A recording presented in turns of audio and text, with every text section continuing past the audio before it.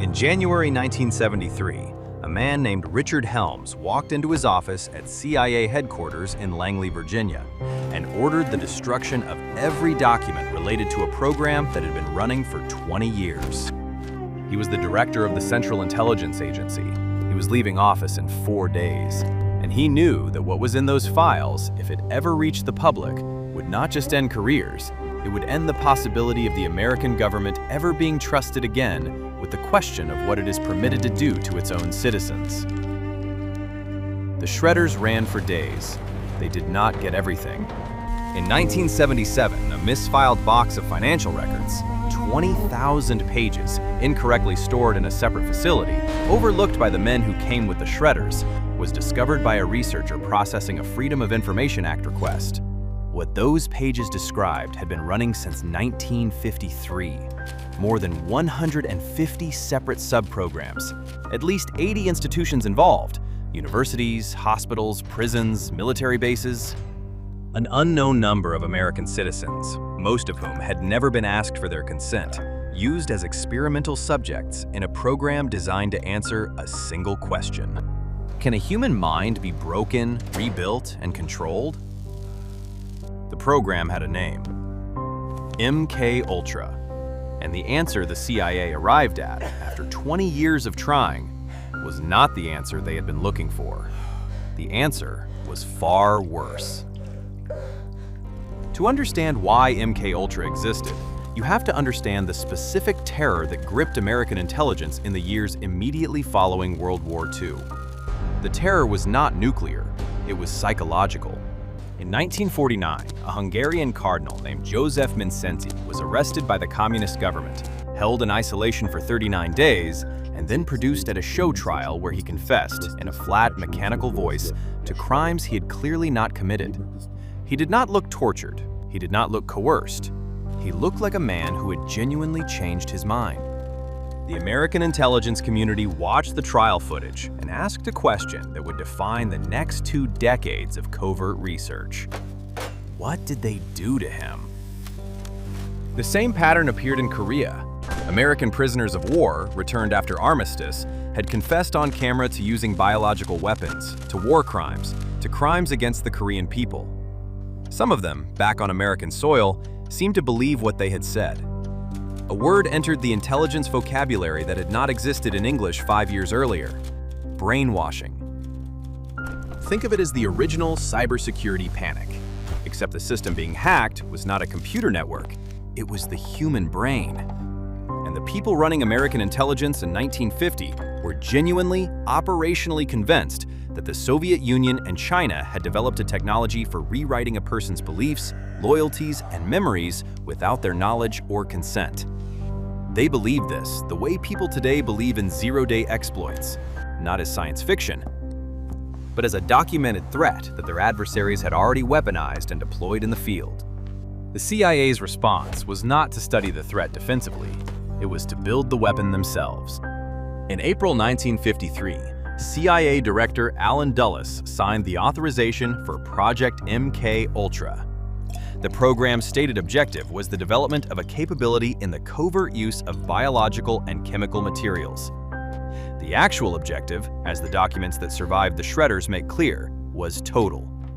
They wanted a drug, a procedure, or a combination of both that could reliably produce a state in which a human subject would do and say whatever they were directed to do and say, with no memory of having done it and no ability to resist. They wanted a switch that turned a person off. The man they hired to find it was a chemist named Sidney Gottlieb. He was 40 years old in 1953. He had a PhD from Caltech. He had a clubfoot he had been born with and a stutter he had spent his adult life managing. He grew Christmas trees on a farm in rural Virginia. He milked his own goats. He practiced folk dancing on weekends. He was, by every account, a man of genuine intellectual passion and an almost complete absence of moral imagination when it came to the distance between his experiments and the human beings inside them. Gottlieb believed he was at war, not metaphorically. He had looked at the same footage from the Mindszenty trial, read the same reports from Korea, and concluded that the United States was losing a battle for the human mind that most Americans did not even know was being fought. In that context, the context he lived in, fully and completely for 20 years, the experiments he authorized and oversaw were not atrocities. They were necessary. He had a budget with no ceiling. He had the institutional authority of the most powerful intelligence agency on Earth. He had the cooperation, willing or coerced, of universities and hospitals whose administrators understood that certain grants came with certain expectations. And he had one guiding principle that he maintained from 1953 until the program ended. The only results worth having are results from subjects who do not know they are being studied.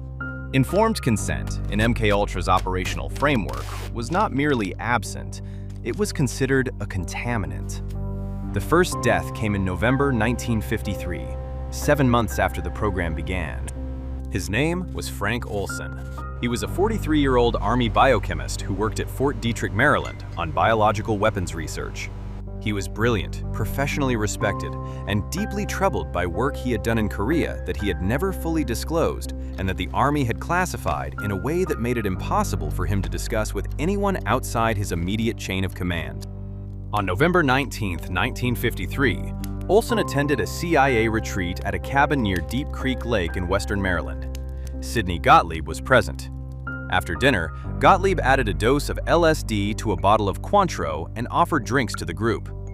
He waited 20 minutes before informing anyone that the liqueur had been dosed. Olson received a dose of approximately 70 micrograms, a significant quantity for a man who had never taken any psychedelic substance and had no preparation, no support, and no knowledge that he was about to have his consciousness chemically altered without his consent.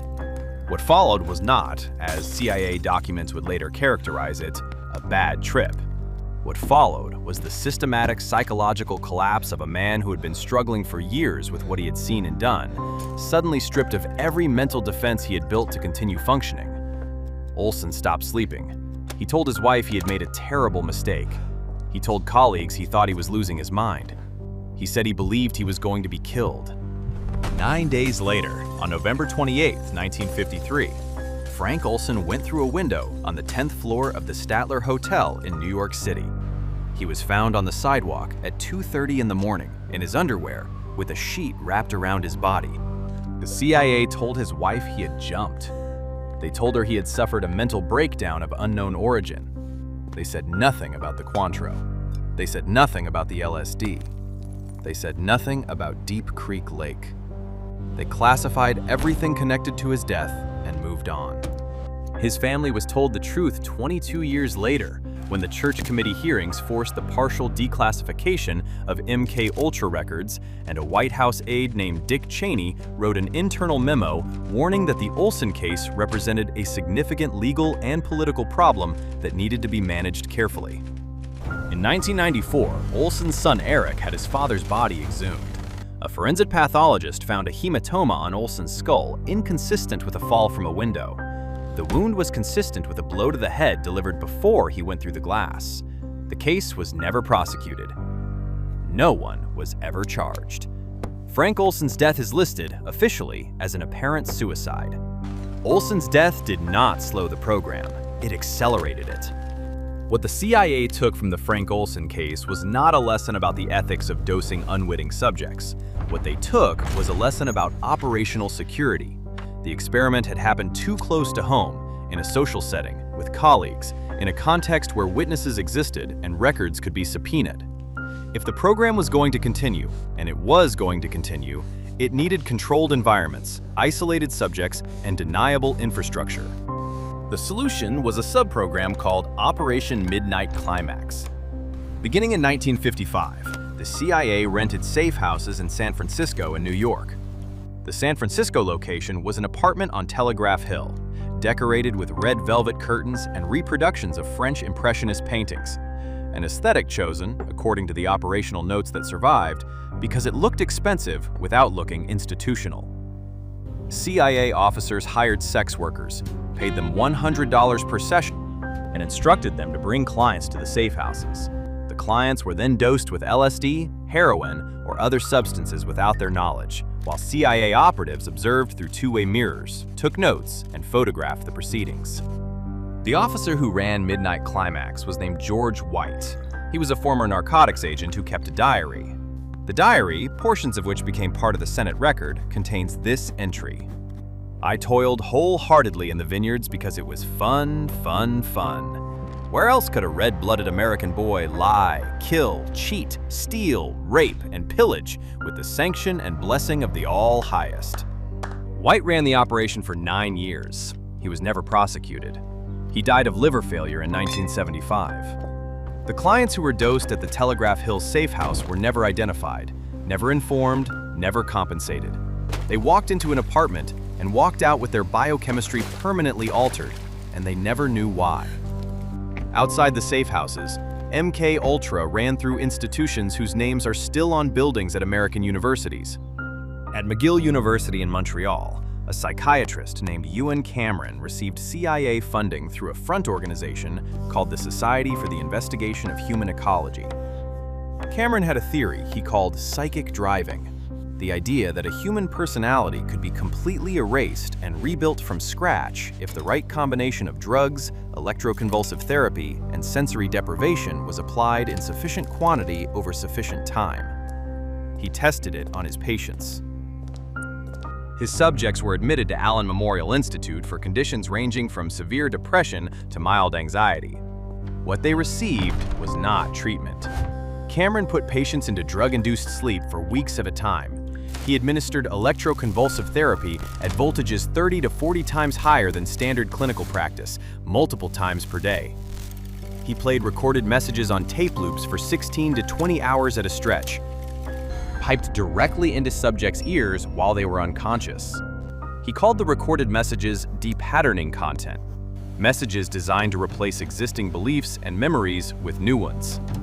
The patients who emerged from Cameron's program frequently could not remember their own names. Some forgot how to speak, some forgot their children, some forgot how to use a toilet. They had been, in the clinical language Cameron used in his own notes, successfully de-patterned. The underlying person had been removed. When patients recovered enough to ask what had happened to them, they were told they had been treated for their conditions. The CIA funded Cameron's research for 8 years. They published none of it. When Cameron died in 1967, the full scope of what he had done remained classified. His patients began suing the Canadian government in the 1980s. Settlements were reached in the 1990s. The CIA settled separately with 9 of Cameron's subjects in 1988. The settlement was sealed. The amount was never disclosed. In 1963, the CIA's own Inspector General conducted an internal review of MKUltra and produced a report that described the program's practices as professionally unethical and wholly inconsistent with accepted medical practice. The report noted that many of the experimental subjects were not aware of their involvement. It described the use of terminal experiments, tests administered with the understanding that some subjects might not survive. It recommended tighter oversight and better documentation of results. The program continued for 10 more years. What finally ended MKUltra was not conscience, it was not oversight, it was Watergate. In 1973, as the Senate Watergate Committee began expanding its investigation into illegal CIA domestic activities, Richard Helms ordered the files destroyed. He had been CIA director since 1966. He knew exactly what was in those files. He also knew that the Senate committee had subpoena power, that the political climate made further concealment increasingly dangerous, and that a scandal of the scale MKUltra represented would permanently compromise the agency's operational capacity. The order went out on January 31, 1973. Boxes of documents were shredded. Film canisters were destroyed. Personnel files were sanitized. The institutional memory of 20 years of human experimentation was fed into machines and converted into paper fragments. He missed one box. The 20,000 pages discovered in 1977 were financial records, budget documents, billing statements, payment authorizations.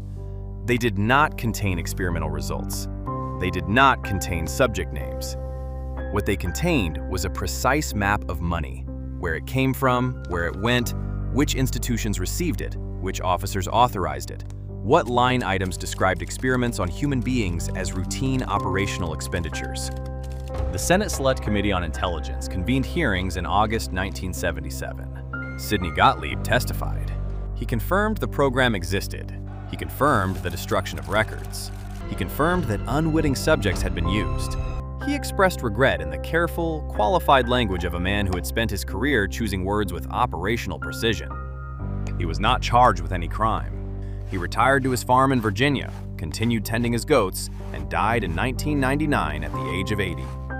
In the year before his death, he traveled to India, performed charity work, and told the journalist that he had spent a great deal of time in reflection about the moral implications of what he had done. He did not specify what conclusions that reflection had produced. The formal answer to the question of whether MKUltra stopped is yes. The program was officially terminated in 1973.